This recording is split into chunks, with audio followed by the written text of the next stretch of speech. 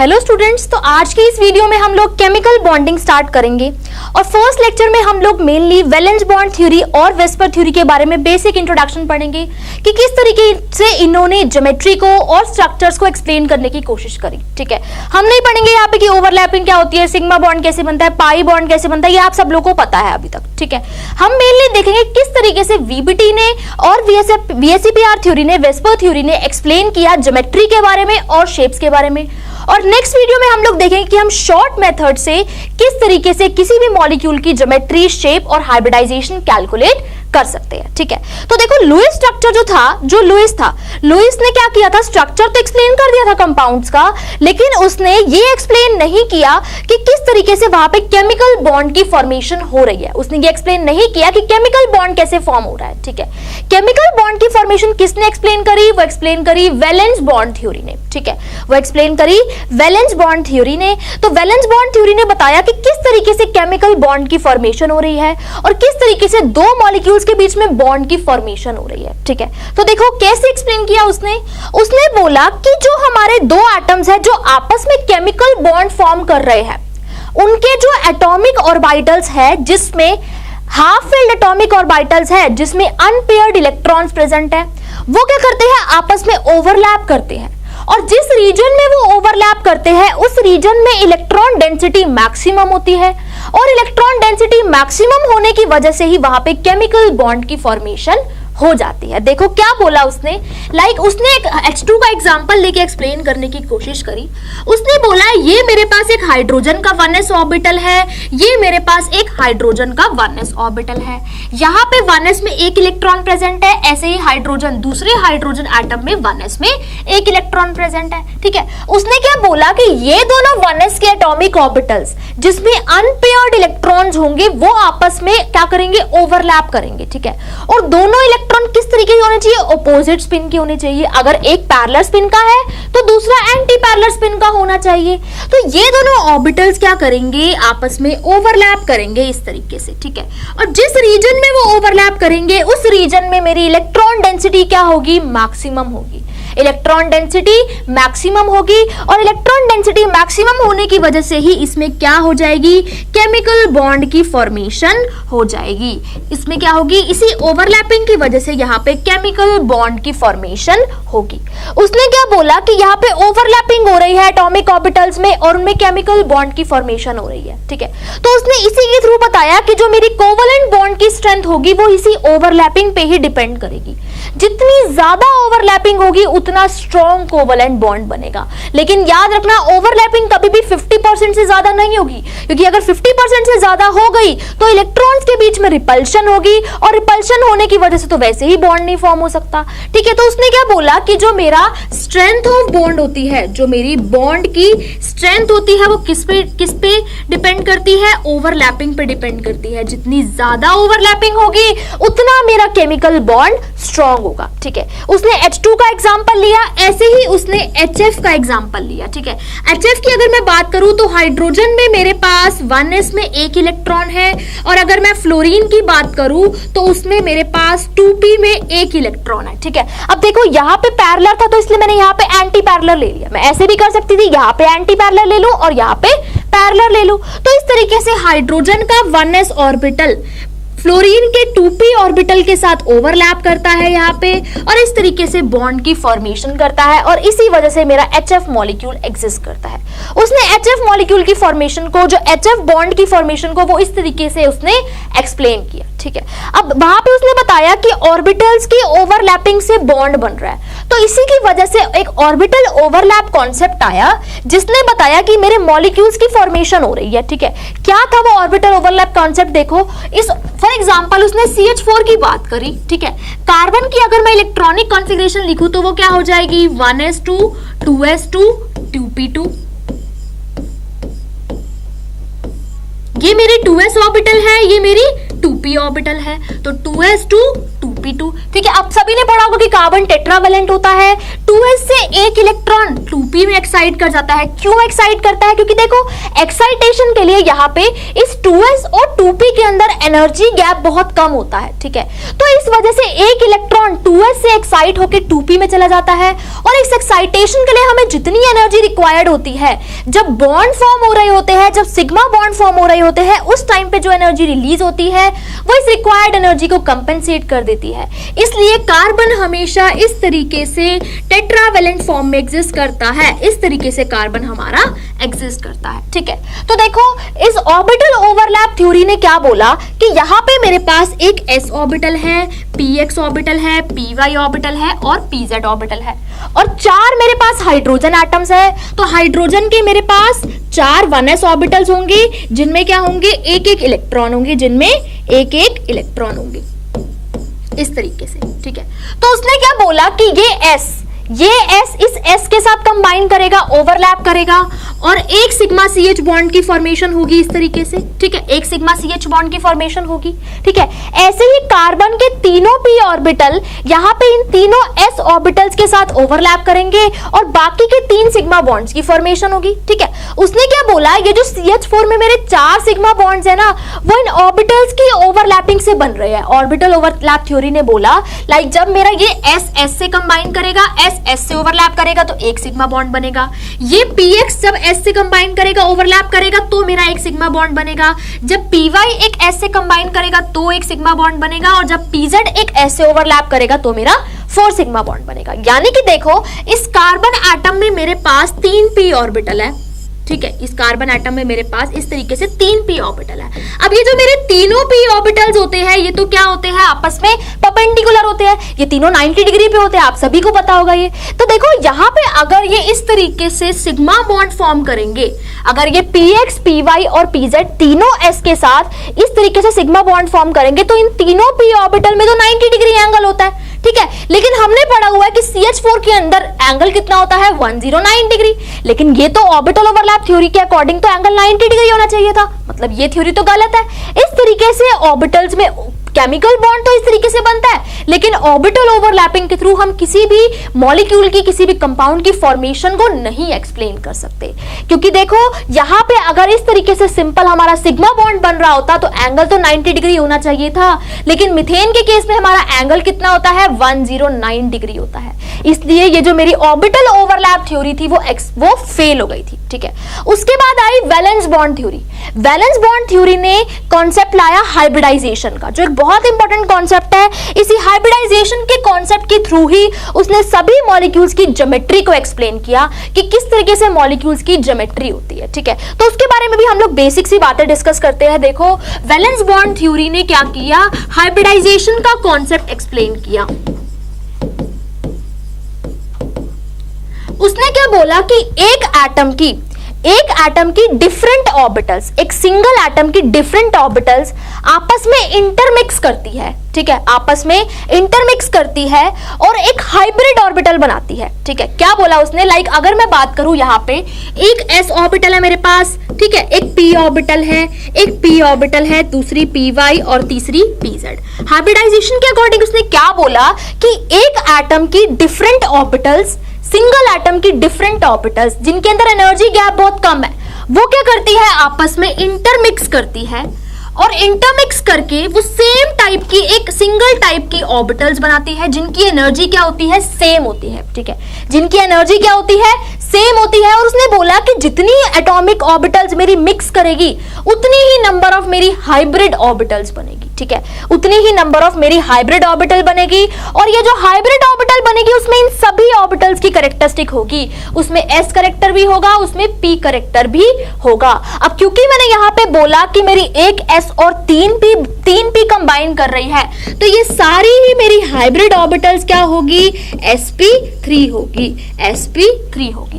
तो VBT ने क्या बोला कि मेरे पास एक एटम में डिफरेंट ऑर्बिटल्स है जिनमें एनर्जी गैप बहुत कम है। ये डिफरेंट ऑर्बिटल्स क्या करती है, आपस में इंटरमिक्स करती है, और इंटरमिक्सिंग करने के बाद ये ऑर्बिटल्स इक्विवेलेंट एनर्जी की हाइब्रिड ऑर्बिटल्स बनाती है। और जो हाइब्रिड ऑर्बिटल्स होती है उनमें सभी एटॉमिक ऑर्बिटल्स की कैरेक्टरिस्टिक होती है, उसमें s कैरेक्टर भी होगा और उनमें p कैरेक्टर भी होगा, और जितनी मिक्स कर रही है उसी अकॉर्डिंग उसमें कैरेक्टर होगा, ठीक है। तो वीबीटी ने हाइब्रिडाइजेशन का कॉन्सेप्ट यहाँ पे इंक्लूड किया और उसने इस हाइब्रिडाइजेशन के कॉन्सेप्ट के इंक्लूड करके मॉलिक्यूल्स के स्ट्रक्चर को एक्सप्लेन करने की कोशिश करी। कैसे एक्सप्लेन करने की कोशिश करी? देखो CH4 का ही मैं यहाँ पे एग्जांपल लेती हूँ। पहले फर्स्ट हम लोग CH4 का एग्जांपल लेते हैं। यहाँ पे मैं आपको बेसिक सी बातें बता रही हूँ कि किस तरीके से वीबीटी ने अपने कॉन्सेप्ट के थ्रू ज्योमेट्री एक्सप्लेन करने की कोशिश करी। उसके बाद मैं बताऊंगी कि VSEPR थ्योरी ने किस तरीके से उसमें मॉलिक्यूल्स की शेप के बारे में एक्सप्लेन करने की कोशिश करी उस ज्योमेट्री को यूज करके, ठीक है। तो देखो यहाँ पे मैं CH4 का ही एग्जांपल लेती हूँ, ठीक है। कार्बन की मेरे पास हमने लिखी थी कॉन्फ़िगरेशन एक्साइटेड स्टेट में क्या थी? 2s2 2p3 इस तरीके से, ठीक है। 2s2 2p3 ये मेरी कार्बन की एक्साइटेड स्टेट कॉन्फ़िगरेशन थी, ठीक है। अब देखो CH4 के केस में यहां मेरी ये s ऑर्बिटल है, ये px है, ये py है, ये pz है, ठीक है। अब ये तीनों px py ऑर्बिटल क्या है? ये सेम एनर्जी पे है, ये डीजनरेट ऑर्बिटल्स है। ऐसे ही मेरा s और इन तीन p ऑर्बिटल्स के बीच में एनर्जी गैप बहुत कम होता है। इस वजह से ये तीनों p ऑर्बिटल्स और ये मेरी s ऑर्बिटल आपस में इंटरमिक्स कर जाती है और इंटरमिक्स करके एक sp3 हाइब्रिडाइज्ड ऑर्बिटल बनाती है, ठीक है। तो ये तीनों इंटरमिक्स करके sp3 हाइब्रिडाइज्ड ऑर्बिटल बनाती है और इस sp3 हाइब्रिडाइज्ड ऑर्बिटल की शेप कुछ इस तरीके की होती है, ठीक है। इसकी शेप कुछ इस तरीके की यहाँ पे होती है sp3 हाइब्रिडाइज्ड ऑर्बिटल की शेप्स, ठीक है। अब ये जो मेरे 4 हाइड्रोजन मॉलिक्यूल है इनके पास क्या है? 4 1s ऑर्बिटल है, ठीक है। 4 हाइड्रोजन मॉलिक्यूल, 4 1s ऑर्बिटल और इन चारों में ही क्या प्रेजेंट है? अनपेयर्ड इलेक्ट्रॉन प्रेजेंट है। अब ये जो मेरी 4s 1s ऑर्बिटल है ये क्या करेगी? इन sp3 हाइब्रिडाइज्ड ऑर्बिटल के साथ ओवरलैप करेगी और केमिकल बॉन्ड की फॉर्मेशन करेगी। देखो यहाँ पे मेरी 4 ऑर्बिटल्स ने इंटरमिक्स किया और 4 ही मेरी sp3 हाइब्रिडाइज्ड ऑर्बिटल बनी। sp3 क्योंकि यहाँ पे एक s और 3 p ने कंबाइन किया। अब ये चारों 1s ऑर्बिटल इस तरीके से यहाँ पे चारों हाइब्रिड ऑर्बिटल के साथ कंबाइन करती है और केमिकल बॉन्ड की फॉर्मेशन करती है। अब जो ऑर्बिटल ओवरलैप थ्योरी मेरी फेल हुई थी उसमें मेरी जो p ऑर्बिटल्स थी वो क्या कर रही थी? बॉन्ड बना रही थी। जो एग्जैक्टली p ऑर्बिटल्स थी वो ही ओवरलैप कर रही थी। लेकिन यहाँ पे अगर मैं हाइब्रिडाइज्ड ऑर्बिटल की बात करूं, ये जो मेरी हाइब्रिडाइज्ड ऑर्बिटल है ये अपने आप को स्पेस में इस तरीके से अरेंज करती है कि इनके बीच में मिनिमम रिपल्शन हो। तो यहाँ पे ये जो चारों ऑर्बिटल्स है इन्होंने इस तरीके से अरेंज किया कि इनके बीच में मिनिमम रिपल्शन हो और इनके बीच का जो एंगल होता है वो कितना होता है? 109 डिग्री, 109.25 डिग्री, ठीक है। तो इस तरीके से ये हाइब्रिड ऑर्बिटल्स ने क्या किया? अपने आप को अरेंज किया। उसके बाद हाइड्रोजन ने आके इन हाइब्रिड ऑर्बिटल्स के साथ कंबाइन किया, ओवरलैप किया और ओवरलैपिंग के बाद यहाँ पे CH4 मीथेन मॉलिक्यूल की फॉर्मेशन हो गई। तो इस तरीके से यहाँ पे वीबीटी ने एक्सप्लेन किया हाइब्रिडाइजेशन के थ्रू कि किस तरीके से हमारी बॉन्ड की फॉर्मेशन होती है, ठीक है। अब ऐसा जरूरी नहीं है, ठीक है। पहले क्या था? जो बॉन्ड बन रहा है, केमिकल बॉन्ड बन रहा है, वो सिर्फ ऐसी ऑर्बिटल्स के बीच में बन रहा है जो हाफ फिल्ड है, जिनमें अनपेयर्ड इलेक्ट्रॉन है। लेकिन हाइब्रिडाइजेशन में ऐसा नहीं होता। हाइब्रिडाइजेशन में जरूरी नहीं है कि हाफ फिल्ड ऑर्बिटल ही इंटरमिक्स करे, ऐसा भी हो सकता है कि फुली फिल्ड ऑर्बिटल्स भी वहां पे इंटरमिक्स करे। कैसे इंटरमिक्स करे उसका एग्जांपल हम लोग देखते हैं। लाइक अगर मैं यहाँ पे बात करूं अमोनिया की, ठीक है। तो देखो नाइट्रोजन की अगर मैं कॉन्फ़िगरेशन लिखूं तो वो क्या हो जाएगी? 2s2 2p3 2s2 2p3, ठीक है। 2s2 2p3। ऐसे ही देखो मेरे यहाँ पे अब 3 हाइड्रोजन एटम है, ठीक है। तो देखो यहाँ पे मेरी एक s ऑर्बिटल है और 3 p ऑर्बिटल है, ठीक है। ये s कैसी है? फुली फिल्ड है, ठीक है। वहां पे क्या था? केमिकल बॉन्ड बनते टाइम जो मेरी एटॉमिक ऑर्बिटल्स थी वो कैसी होनी चाहिए थी? मेरी एटॉमिक ऑर्बिटल्स हाफ फिल्ड होनी चाहिए थी। लेकिन हाइब्रिडाइजेशन में जब जो डिफरेंट ऑर्बिटल्स होगी वो इंटरमिक्स करेगी, उसमें जरूरी नहीं है कि वो हाफ फिल्ड होनी चाहिए, वो फुली फिल्ड भी हो सकती है। सिमिलर केस है यहाँ पे अमोनिया का। अमोनिया में क्या होता है? ये फुली फिल्ड s ऑर्बिटल और ये 3 p ऑर्बिटल्स आपस में इंटरमिक्स करती है और एक sp3 हाइब्रिड ऑर्बिटल की फॉर्मेशन करती है। सिमिलर तरीके से यहाँ पे क्या होगा? एक sp3 हाइब्रिड ऑर्बिटल की फॉर्मेशन होगी इस तरीके से, ठीक है। बस यहाँ पे आप लोग ध्यान रखना कि ये जो s में 2 इलेक्ट्रॉन्स प्रेजेंट है, 2 पेयर्ड इलेक्ट्रॉन प्रेजेंट है, ये एक लोन पेयर की तरह यहाँ पे एक ऑर्बिटल में प्रेजेंट होते हैं और बाकी की तीनों ऑर्बिटल्स में मेरे सिंगल सिंगल इलेक्ट्रॉन हैं। ये सिंगल इलेक्ट्रॉन क्या करेंगे, हाइड्रोजन में प्रेजेंट जो मेरा 1s ऑर्बिटल है उसके इलेक्ट्रॉन के साथ पेयर अप कर लेंगे और बॉन्ड की फॉर्मेशन कर लेंगे तो इस तरीके से हाइब्रिडाइजेशन के केस में जरूरी नहीं है कि मेरी सिंगली फिल्ड मतलब जो हमारी हाफ फिल्ड ऑर्बिटल्स है वही इंटरमिक्स करे। हाइब्रिडाइजेशन के केस में फुली फिल्ड ऑर्बिटल भी मिक्स कर सकती है और हाफ फिल्ड ऑर्बिटल भी मिक्स कर सकती है। तो यहां पे मैंने अमोनिया के केस में एक्सप्लेन किया कि जो मेरी हाइब्रिडाइजेशन होगी, जो मेरी sp3 हाइब्रिड ऑर्बिटल्स बनेगी, कि चारों ही sp3 हाइब्रिड ऑर्बिटल होगी जिसमें से एक sp3 हाइब्रिड ऑर्बिटल में पेयर्ड इलेक्ट्रॉन होंगे और बाकी तीन में सिंगल सिंगल इलेक्ट्रॉन होंगे और ये हाइड्रोजन के 1s इलेक्ट्रॉन के साथ ओवरलैप करेंगे और केमिकल बॉन्ड की फॉर्मेशन करेंगे तो इस तरीके से वीबीटी ने अमोनिया के बारे में भी एक्सप्लेन किया। ठीक है, अब देखो यहां पे हाइब्रिडाइजेशन अगर मैं देखूं तो इस हाइब्रिडाइजेशन की वजह से ही जो यहां पे इंटरमिक्सिंग हुई है ऑर्बिटल्स की, उनकी वजह से ही क्या हुआ, जो मेरा मॉलिक्यूल था उसको एक स्पेसिफिक ज्योमेट्री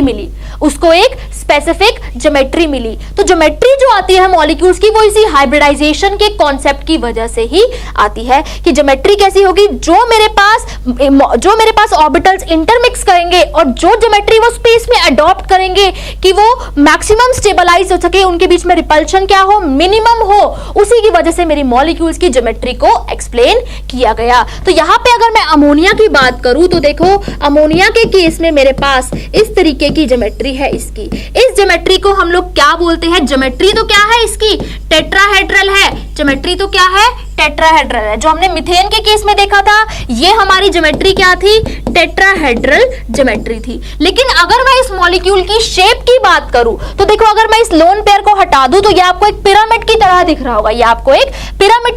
रहा होगा, तो इसलिए हम लोग क्या बोलते हैं कि हमारी अमोनिया की शेप कैसी होती है, पिरामिडल शेप होती है। अमोनिया की शेप कैसी होती है, पिरामिडल शेप होती है। तो वीबीटी ने इस तरीके से मॉलिक्यूल्स की ज्योमेट्री को हाइब्रिडाइजेशन के थ्रू एक्सप्लेन किया। जो हमारी हाइब्रिड ऑर्बिटल्स स्पेस में किस तरीके से ओरिएंटेड होती है मैक्सिमम, ताकि उनमें क्या कर सके, मैक्सिमम स्टेबलाइजेशन हो सके और मिनिमम रिपल्शन हो सके, उसी से ही क्या आती है, मॉलिक्यूल्स की ज्योमेट्री आती है। ठीक है, ऐसे ही उसने वाटर मॉलिक्यूल्स की भी ज्योमेट्री को एक्सप्लेन किया। ठीक है, अब देखो वाटर मॉलिक्यूल्स की ज्योमेट्री को भी सिमिलर तरीके से उसने एक्सप्लेन किया। ऑक्सीजन की अगर मैं इलेक्ट्रॉनिक कॉन्फ़िगरेशन लिखूं तो क्या हो जाएगी, 2s2 2p4।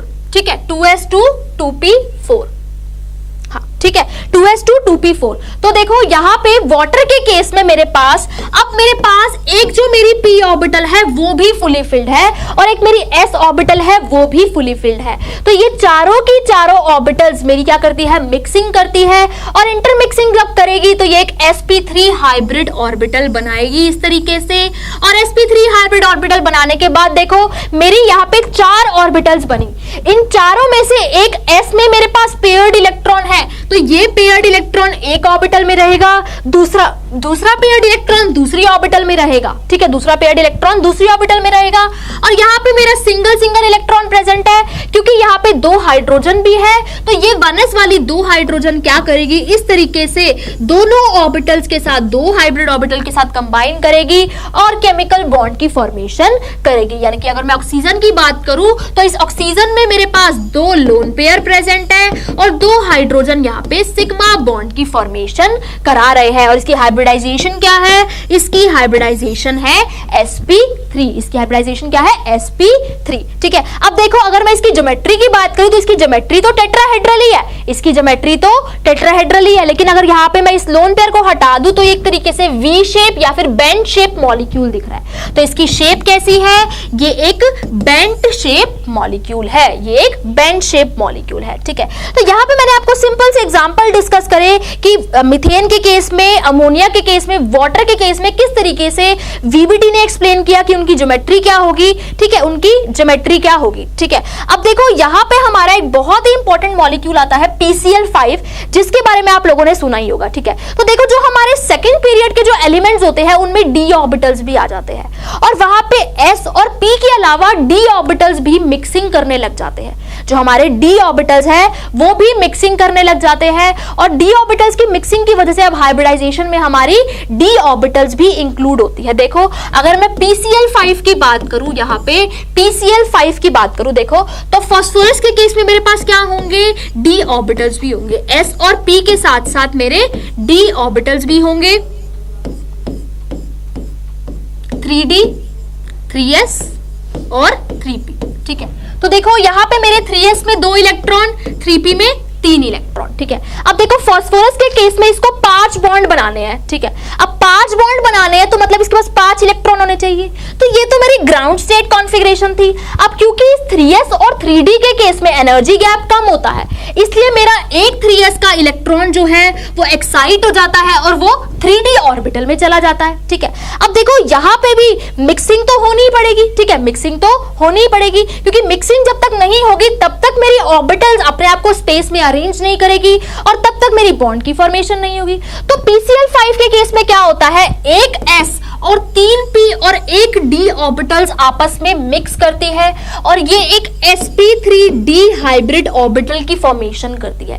अब यहाँ पे देखो मेरी 5 ऑर्बिटल मिक्स कर रही है तो मेरी 5 ही हाइब्रिड ऑर्बिटल बनेगी और ये जो मेरी पांचों हाइब्रिड ऑर्बिटल है इनमें एक एक अनपेयर्ड इलेक्ट्रॉन है, ये Cl के एक एक अनपेयर्ड इलेक्ट्रॉन्स के साथ कंबाइन करेगी और उसके बाद इनके अंदर जब ये ओवरलैप करेगी तो इसके अंदर बॉन्ड की फॉर्मेशन होगी। अब यहाँ पे ना एक बहुत ही इंपॉर्टेंट कॉन्सेप्ट आता है, हम लोग यहाँ पे पढ़ते हैं जब PCl5 के अलावा जब हम लोग SF4 की शेप वगैरह पढ़ेंगे तो उसमें हम देखेंगे कि जो हमारा लोन पेयर है, ठीक है। तो देखो इसके केस में एक्चुअली में होता क्या है, देखो यहाँ पे मेरी एक s ऑर्बिटल है, 3 p ऑर्बिटल है और एक d ऑर्बिटल है। इसमें मेरी ऑर्बिटल है px, py, pz और ये मेरी एक dz² ऑर्बिटल्स हम लोग लेते हैं, ठीक है। वैसे तो d ऑर्बिटल्स हमारी 5 तरीके की होती है, लेकिन इसमें हम लोग dz² ऑर्बिटल ही क्यों लेते हैं, एक्चुअली एक रूल होता है साइड सिलेक्शन प्रिंसिपल।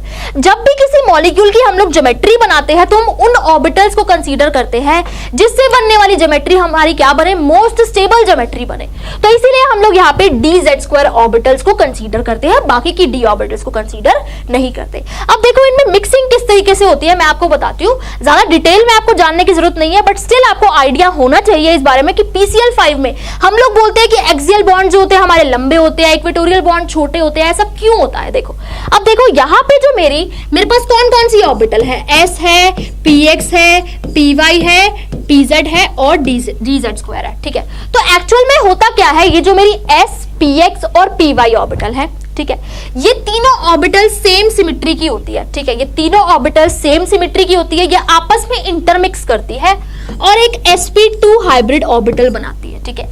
एक sp2 हाइब्रिड ऑर्बिटल बनाती है। तो देखो sp2 हाइब्रिड ऑर्बिटल इस तरीके की होती है, ठीक है। और इसमें क्या होता है, ये जो मेरी pz और dz² ऑर्बिटल होती है, pz ऑर्बिटल ऐसी और dz² ऑर्बिटल मेरी कुछ इस तरीके की होती है। अब देखो ये भी सेम सिमेट्री की ऑर्बिटल है, तो ये दोनों क्या करती है, आपस में मिक्स करती है और इस तरीके की ऑर्बिटल बनाती है, ठीक है। तो इस तरीके से यहाँ पे एक s और 2 p ऑर्बिटल्स आपस में मिक्स करती है और एक pz और dz² आपस में मिक्स करते हैं, तो ये 2 ऑर्बिटल्स बनाती है। और जब ये पांचों ही आपस में मिक्स करती है तो इस तरीके की हमारे पास ज्योमेट्री बनती है। इसको हम लोग क्या बोलते हैं, इसको हम लोग ट्राइगोनल बायपिरामिडल ज्योमेट्री बोलते हैं। इसी वजह से हमारी ये ट्राइगोनल बायपिरामिडल ज्योमेट्री की फॉर्मेशन होती है। तो ये मेरा फास्फोरस एटम है, उसके पास ये 5 मेरे पास हाइब्रिड ऑर्बिटल है। अब इस 5 हाइब्रिड ऑर्बिटल से मेरे 5 Cl मॉलिक्यूल जिनके पास p ऑर्बिटल्स है वो इस तरीके से ओवरलैप करेंगे और इनके अंदर मेरी यहाँ पे सिग्मा बॉन्ड की फॉर्मेशन होगी। तो इस वजह से यहाँ पे ये ट्राइगोनल बायपिरामिडल ज्योमेट्री की फॉर्मेशन होती है, ठीक है।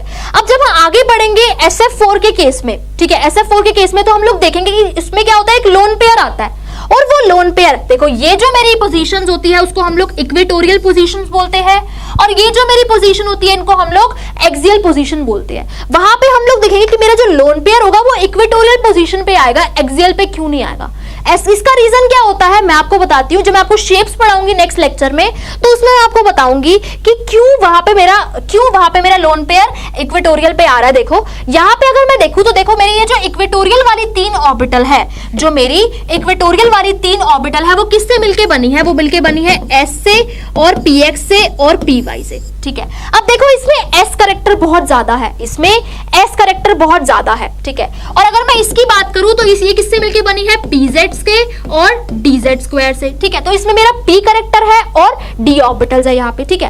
अब देखो अगर मैं लोन पेयर की बात करूं तो जो लोन पेयर होती है, जो मेरा लोन पेयर होता है वो एक सिंगल एटम पे, एक सिंगल न्यूक्लियस पे रहता है, ठीक है। लोन पेयर को जितनी ज्यादा अट्रैक्शन मिलती है वो लोन पेयर उतना स्टेबलाइज होता है, क्योंकि वो क्या है? वो एक अनशेयर्ड पेयर ऑफ इलेक्ट्रॉन है। तो जितना ज्यादा उसको न्यूक्लियर चार्ज मिलेगा, जितना उसको न्यूक्लियर चार्ज अट्रैक्ट करके रखेगा उतना वो स्टेबलाइज होगा, ठीक है। और आप सबको पता है कि जितना हमारा S करेक्टर बढ़ता है उतनी इलेक्ट्रोनेगेटिविटी बढ़ जाती है। जितनी इलेक्ट्रोनेगेटिविटी वहां पे बढ़ेगी उतना वो अनशेयर्ड पेयर को क्या करके रखेगा? स्टेबलाइज करके रखेगा। यही रीजन है यहाँ पे कि जब हम लोग SF4 बनाते हैं तो उसमें जो हमारा लोन पेयर होता है वो इक्वेटोरियल पोजीशन पे आता है। क्यों इक्वेटोरियल पोजीशन पे आता है? क्योंकि इक्वेटोरियल पोजीशन पे हमारा S करेक्टर बहुत ज्यादा होता है, S करेक्टर की इलेक्ट्रोनेगेटिविटी बहुत ज्यादा होती है और इलेक्ट्रोनेगेटिविटी ज्यादा होने की वजह से वो हमारे अनशेयर्ड पेयर ऑफ इलेक्ट्रॉन को, लोन पेयर को स्टेबलाइज करके रखता है। बुक्स में क्या रीजन गिवन होता है कि इक्वेटोरियल्स के बीच में एंगल होता है 120 डिग्री, और जो यहाँ पे एक्सियल इक्वेटोरियल की बात करूं तो यहाँ पे मेरा एंगल होता है 90 डिग्री। तो अगर मेरा लोन पेयर यहाँ पे एक्सियल पे आ जाएगा तो रिपल्शन हो जाएगी इस वजह से, लेकिन एक्चुअल रीजन ये नहीं होता। एक्चुअल रीजन होता है कि मेरी यहाँ पे इक्वेटोरियल पोजीशन पे S करेक्टर बहुत ज्यादा होता है, और जितना ज्यादा S करेक्टर उसकी इलेक्ट्रोनेगेटिविटी उतनी ज्यादा, और उसी वजह से जो मेरे लोन पेयर होता है वो इक्वेटोरियल पोजीशन पे आता है। तो VBT ने यहाँ पे हाइब्रिडाइजेशन का कॉन्सेप्ट यूज किया। उसने बताया कि किस तरीके से यहाँ पे ऑर्बिटल्स में मिक्सिंग हो रही है और मिक्सिंग की वजह से बॉन्ड की फॉर्मेशन, मॉलिक्यूल्स की ज्योमेट्री की फॉर्मेशन हो रही है, ठीक है। अब जो VBT था उसने क्या बोला? जो हमारा वाटर है, अमोनिया है और मीथेन है, ठीक है। जो हमारा वाटर है, अमोनिया है और मीथेन है, इनकी ज्योमेट्री कैसी होगी? टेट्राहेड्रल होगी। लेकिन जब बॉन्ड एंगल देखा गया, सपोज मीथेन के केस में जो मेरा बॉन्ड एंगल है वो 109 डिग्री है और वाटर के केस में जो मेरा बॉन्ड एंगल था वो 104 डिग्री था। तो VBT ने इस चीज को एक्सप्लेन नहीं किया कि इसमें बॉन्ड एंगल क्यों कम हुआ। उस चीज को एक्सप्लेन करने के लिए आई मेरी VSEPR theory, VSEPR theory. VSEPR theory ने क्या बोला कि वाटर के केस में मेरे पास क्या प्रेजेंट है? 2 लोन पेयर प्रेजेंट है, ठीक है। 2 लोन पेयर प्रेजेंट है। उसने बोला कि एक किसी भी पर्टिकुलर मॉलिक्यूल में मेरे पास शेयर्ड पेयर ऑफ इलेक्ट्रॉन्स भी होते हैं और अनशेयर्ड पेयर ऑफ इलेक्ट्रॉन्स भी होते हैं। जो मेरे पास शेयर्ड पेयर ऑफ इलेक्ट्रॉन्स होते हैं वो कौन से हो गए? ये जो मेरे बॉन्ड पेयर है, और अनशेयर्ड वाले कौन से हो गए? जो लोन पेयर है। उसने क्या बोला कि ये जो बॉन्ड पेयर और लोन पेयर होते हैं ये अपने आप को स्पेस में इस तरीके से ओरिएंट करके रखते हैं कि मॉलिक्यूल के अंदर जो रिपल्शंस हो वो क्या हो? मिनिमम हो। जो रिपल्शंस हो वो क्या हो? मिनिमम हो, ठीक है। तो ये VSEPR थ्योरी ने एक्सप्लेन किया। उसने बोला कि जो लोन पेयर और लोन पेयर के बीच में जो रिपल्शंस होती है वो सबसे ज्यादा होती है, देन होती है लोन पेयर और बॉन्ड पेयर के बीच में रिपल्शंस, एंड देन होती है bond pair and bond pair के बीच में रिपल्शंस। तो ये VSEPR ने एक्सप्लेन किया क्योंकि यहाँ पे 2 लोन पेयर प्रेजेंट है, 2 unshared pair of electrons present है। ये दोनों क्या करते हैं? बहुत ज्यादा अमाउंट में एक दूसरे को रिपेल करते हैं, और जब ये दोनों रिपेल करेंगे तो ये जो मेरे 2 बॉन्ड पेयर है ये क्या हो जाएंगे? आपस में एक दूसरे के पास आ जाएंगे, और पास आने की वजह से ही इनका जो बॉन्ड एंगल होता है वो 109 डिग्री से 104 डिग्री तक चला जाता है। तो ये VSEPR थ्योरी ने अपनी थ्योरी के थ्रू एक्सप्लेन किया। VSEPR थ्योरी ने जो ज्योमेट्रीज थी मॉलिक्यूल की, जो VBT ने एक्सप्लेन करी थी हाइब्रिडाइजेशन के थ्रू, उसने क्या किया? डिफरेंट टाइप्स ऑफ मॉलिक्यूल जिसमें डिफरेंट लोन पेयर प्रेजेंट होते हैं उनकी शेप्स को एक्सप्लेन किया, ठीक है। तो यहाँ पे मैंने आपको बताया कि VBT क्या थी, VSEPR क्या थी। नेक्स्ट वीडियो में हम लोग डिस्कस करेंगे कि किसी भी मॉलिक्यूल के लिए अगर मुझे हाइब्रिडाइजेशन निकालनी है, अगर उसकी शेप निकालनी है तो मैं किस तरीके से निकालूंगी, उसके बारे में हम लोग शॉर्ट ट्रिक देखेंगे और उनसे रिलेटेड जो भी प्रीवियस ईयर क्वेश्चंस पूछे गए हैं उनके बारे में स्टडी करेंगे। तो प्लीज इसे लाइक करें और जितना हो सकता है शेयर करें। Thank you.